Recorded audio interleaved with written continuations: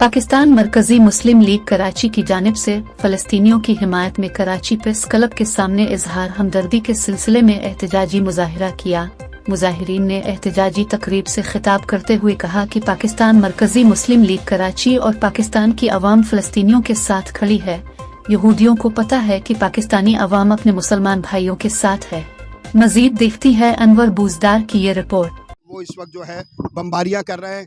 आप देख रहे हैं रिहायशी इमारतों पर बमबारियां की जा रही हैं, स्कूलों पर बमबारियां की जा रही हैं, अस्पतालों पर बमबारियां की जा रही हैं, यूनिवर्सिटीज़ पर बमबारियां की जा रही हैं और एक कत्लेआम का सिलसिला है कि जो जारी है। और दूसरी तरफ सूरत हाल ये है कि पूरी दुनिया इस वक्त जो है आंखें मूंदे हुए है, या फिर मैं ये कहना चाहता हूँ, आसान और सादा से अल्फाज में कहना चाहता हूँ कि बेगैरती की चादर ओढ़ कर जो है वो जालिम का साथ दे रही है। हम ये कहते हैं बिल्कुल वादे अल्फाज में कि जो इसराइल की हिमायत करता है, जो इसराइल का साथ देता है, वो बिल्कुल उसी तरह से जालिम है जिस तरह से इसराइल जालिम है। इंशाअल्लाह अज़ीज़ ये हमने एहतजाजी मुजाहरा आपके शहर कराची में भी मुनक़्क़िद किया है। इसी वक्त में सिंध के तमाम शहरों में ये मुजाहरे हो रहे हैं, बलूचिस्तान में हो रहे हैं और जुमे तक इंशाअल्लाह पूरे मुल्क में इन मुजाहरे का सिलसिला इंशाअल्लाह जारी रहेगा।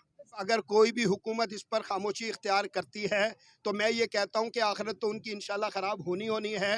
वो अपनी दुनिया भी ख़राब करने का एहतमाम करते हैं। मज़लूम की आह और अल्लाह रब्बुल इज़्ज़त की रहमत, इसके बीच कोई भी चीज़ रुकावट नहीं होती है और हुकूमतों का कोई मसला नहीं है। जैसे मैं जिस मुल्क में खड़ा हूँ उसकी हुकूमत का मौक़िफ़ क्या है, इसको उठाकर आप एक तरफ रख लीजिए। मैं कहता हूँ पाकिस्तान की 25 करोड़ अवाम, बूढ़े मर्द औरतें बच्चे, सब के सब इंशाअल्लाह फ़लस्तीन के साथ हैं और फ़लस्तीन के साथ रहेंगे इंशाअल्लाह। ये कहूँगी कि आखिरकार मज़लूम ने भी जुल्म के ख़िलाफ़ एहतजाज किया है, अपनी आवाज़ उठाई है।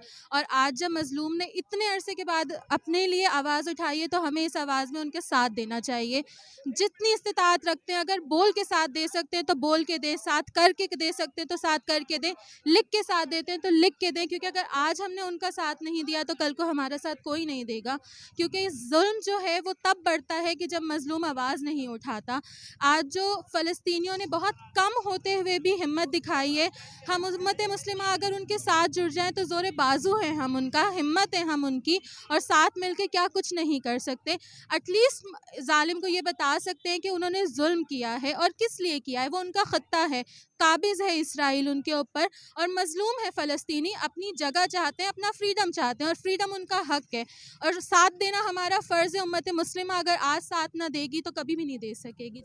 मैं इस एहतजाज के अंदर मुस्लिम यूथ लीग कराची की नुमाइंदगी करते हुए फ़लस्तीन और इसके अलावा जहाँ जहाँ मुसलमान बसते हैं उन सबको ये पैगाम देना चाहता हूँ कि इंशाअल्लाह ताला जो भी वक्त आए इंशाअल्लाह ताला हम उन मुसलमानों के साथ खड़े होंगे।